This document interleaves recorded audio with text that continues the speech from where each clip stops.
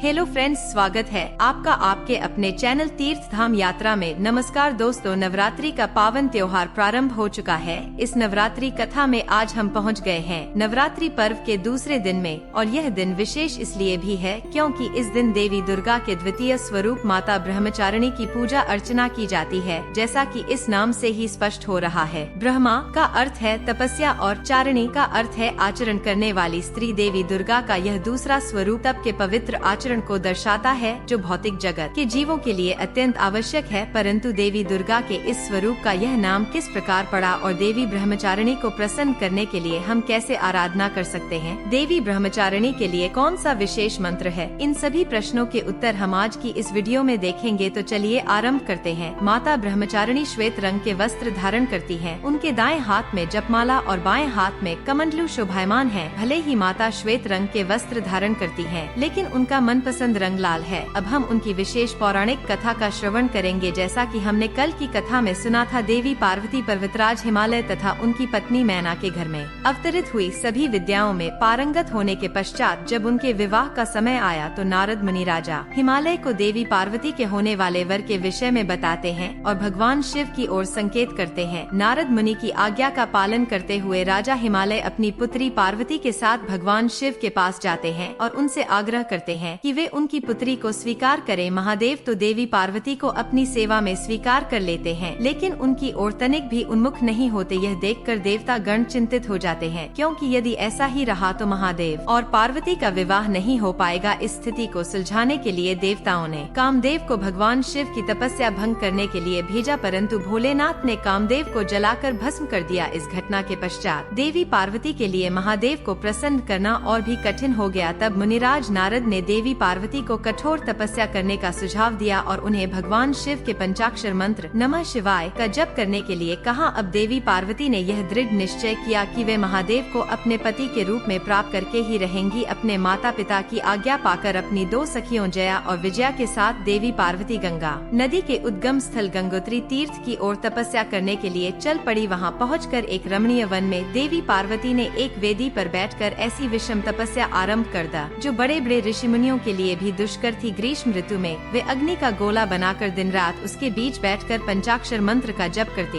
वर्षा ऋतु में देवी पार्वती किसी चट्टान पर बैठकर मूसलाधार वर्षा में भीगती रहती। शीतकाल में अत्यंत ठंडे पानी में खड़े रहकर अथवा किसी बर्फीली चट्टान पर बैठकर तपस्या करती। इस प्रकार उन्होंने प्रचंड आंधी, कड़ाकेदार सर मूसलाधार वर्षा और भीषण गर्मी का सामना किया, परंतु उनका मनोबल जरा भी नहीं डगमगाया। कभी वे फलाहार करती तो कभी केवल पत्तों का सेवन करती। अपनी तपस्या को और कठिन बनाते हुए उन्होंने पत्तों का सेवन करना भी छोड़ दिया, जिसके कारण उनका एक नाम अपर्णा भी पड़ा। इस प्रकार 3000 वर्षों तक दुष्कर तपस्या करते हुए उनका नाम ब्रह्मचारिणी पड़ा। यही कारण है कि देवी ब्रह्मचारिणी को तप का प्रतीक माना जाता है। आज के दिन माता ब्रह्मचारिणी को प्रसन्न करने के लिए प्रातःकाल ब्रह्मा मुहूर्त में उठकर स्नान इत्यादि से स्वच्छ होकर श्वेत वस्त्र धारण करने चाहिए। घर में माता ब्रह्मचारिणी का चित्र या विग्रह स्थापित करें, उनका पंचामृत से अभिषेक करें और श्वेत या पीले वस्त्र अर्पण करें। माता को रोली, अक्षत और चंदन अर्पण करें और ध्यान रखें कि केवल गुड़हल या लाल पुष्पों का ही प्रयोग करें। वटवृक्ष का पुष्प भी माता को अत्यंत प्रिय है। भोग में सफेद खाद्य पदार्थ अर्पण करें और यदि वह भोग शक्कर या चीनी से बना हो तो यह उत्तम माना जाता है। इस दिन माता ब्रह्मचारिणी के मंत्र का जाप करें।